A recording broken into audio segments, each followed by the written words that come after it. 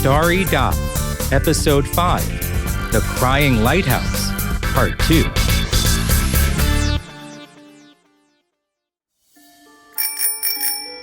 I'm Luna! Can you hear me? Recently, Luna heard a sound like crying coming from the lighthouse. Max and Dot came to the seaside to help Luna solve this mystery. Why is the lighthouse crying? That's so weird. Housework! Ainia energy has grown a lot. Your brain must be overheating. Max looks at the lighthouse with its old white paint, weathered scratches, and a rack hanging on the outside. The rack holds many plastic bottles with varying amounts of water inside. What are these bottles for? Max stands on tiptoe to take one down. Dot finishes the broccoli and burps loudly. Cosmic delicious. Housework, when does the lighthouse cry? Haven't you heard? There's always a crying sound. Woo! That's not crying. The woo sound is just the air vibrating in the bottles. When the wind blows over the bottle's mouth, the air is squeezed and released, creating tiny whirlpools. If these whirlpools' speed matches the bottle's natural vibration, the air inside the bottle vibrates too, making that sound. What? The crying sound comes from the bottles? Consort, if you don't get it, just try it. Max holds the bottle to his ear. The sobbing sound continues. I knew the lighthouse wasn't crying, but these bottles look new. Who put them here? Is someone trying to scare people? Or could it have been the ghost? Go away! Stay away from the lighthouse! A voice cuts through the sea breeze. Max, it's the ghost! Huh? Sorry! Whoever you are! Dot, hide! Max is scared, but doesn't forget to grab Dot and tuck it into his hoodie. Dot can't help but to peek out. Is it the ghost Luna mentioned? The old house is dark inside.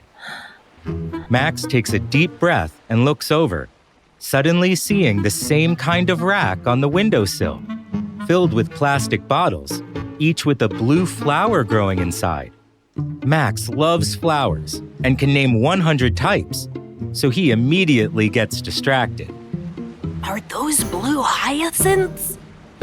Flowers in bottles. I got it! The lighthouse crying mystery is solved! Suddenly, a shadow rushes out of the old house. Go away! Run, Max! It's the ghost! No, Luna, it's a misunderstanding. Luna runs towards Max with the candle, nearly tripping. The shadow isn't a ghost. It's an elderly lady. She raises her trembling hand, pointing her cane at them. Why do you disturb me? Especially you. The tip of the cane points at Luna. Luna freezes. Sorry. Ma'am, I'm Detective Max. Please let me explain. This is Luna. She came to help the lighthouse. We didn't mean to disturb you. Luna, this lady isn't a ghost. She wrote the words on the cardboard. She hung the bottles to grow flowers. Most importantly, the lighthouse isn't crying. It's the air vibrating in the bottles making that sound. Exactly right. You figured it out, haven't you, Max? A middle-aged man jogs by.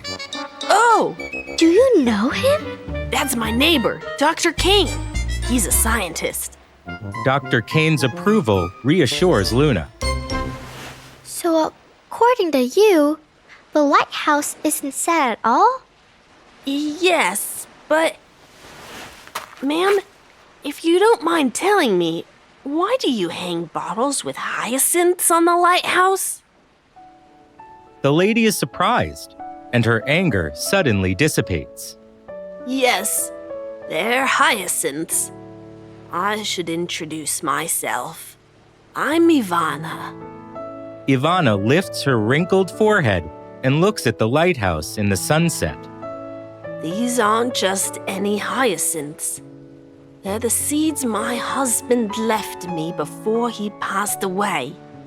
When we were young, we met under this lighthouse during a rainstorm. I was holding blue hyacinths.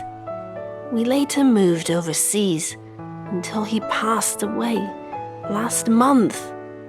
He said he would become my favorite blue hyacinth and return to me. So I brought the seeds back here. Spark City has changed a lot, but our old house is still here. Ivana hooks a bottle with her cane. The bottles hold rainwater, but it's not enough yet, so I haven't planted the flowers. I want to grow his flowers with rainwater, just like our meeting in the rain 60 years ago. These 60 bottles represent 60 years.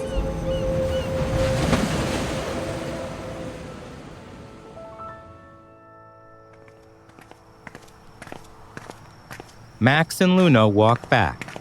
I have to say, even though it's not the truth, the story you made up about the lighthouse and the woman was pretty interesting. Who says it's not true? Ivana is the woman in the story, waiting for her lover. Whoa, you're right. She must be sad and miss her husband a lot.